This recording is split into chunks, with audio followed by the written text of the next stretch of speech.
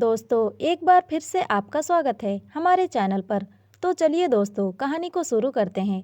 पवन अनाथालय में रहता था। पवन अनाथालय के सबसे बड़े कमरे में रहता था। वह भी साधारण व्यक्तियों की तरह एक दफ्तर में नौकरी कर अपना राशन पानी चला लेता था। उस अनाथालय की पूरी व्यवस्था का भार प्रीति और सुमिता पर था। प्रीति और पवन बड़े अच्छे मित्र थे। पवन बकसपुर के इस गांव में 1 वर्ष पहले आया था।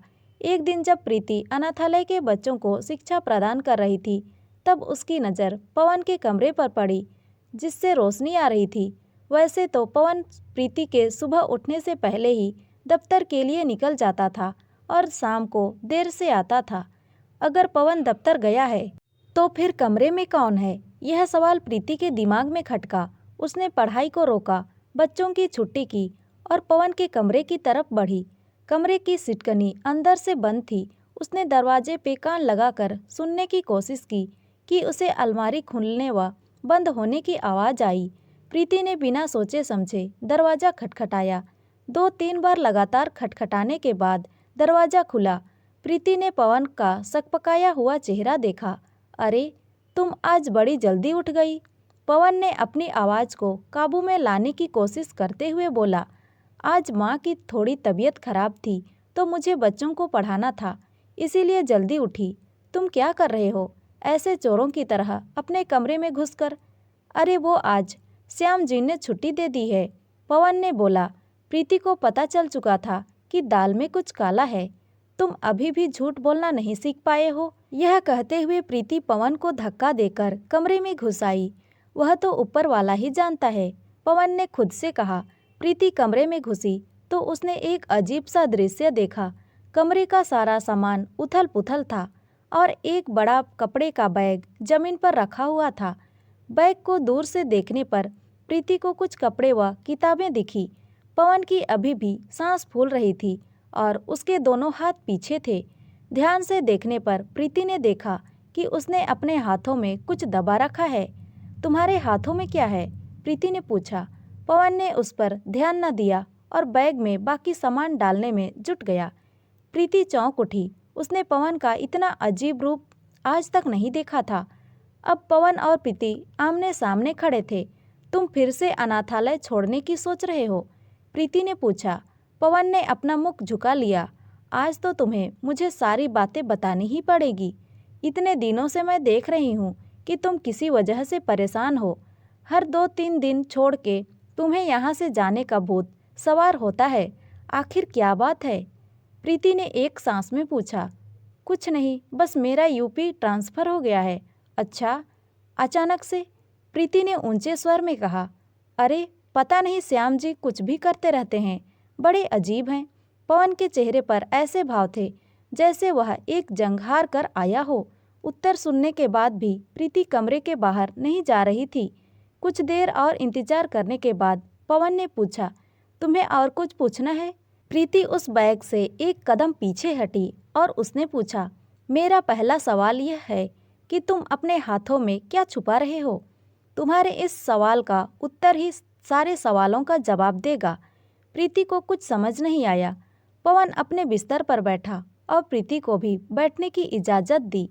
प्रीति ने देखा कि पवन के हाथ में इतने वक्त से एक तस्वीर थी, जिसको उसने बैठने के बाद उसने अपने पीछे रख दिया था।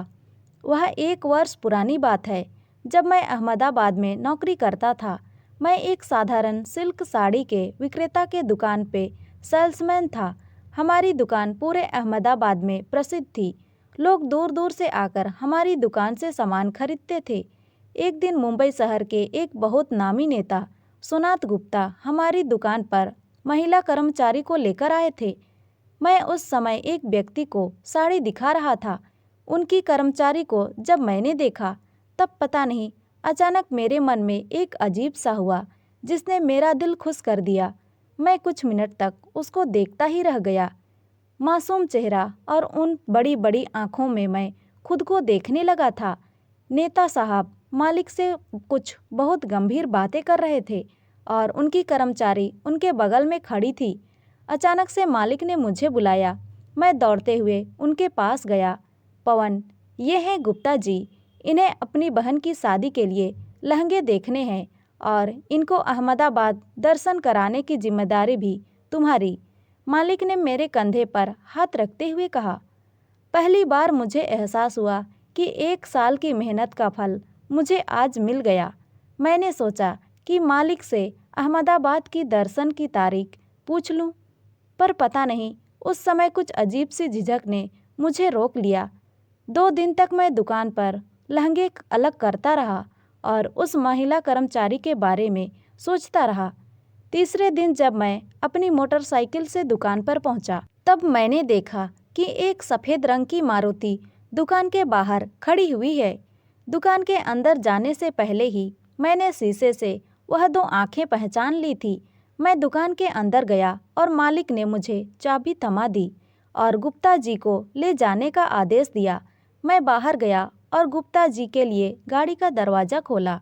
मैं गाड़ी चला रहा था।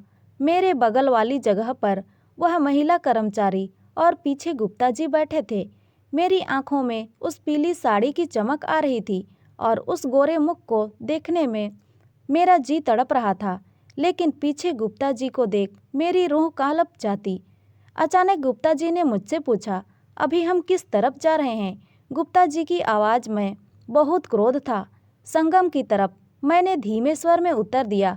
उनकी क्रोध भरी ध्वनि सुनकर जो मेरा शरीर कांपा था, उसे देखकर उनकी कर्मचारी के मुख पर हंसी आ गई, जो मैंने अपनी बाईं आंख के एक कोने से देख ली थी।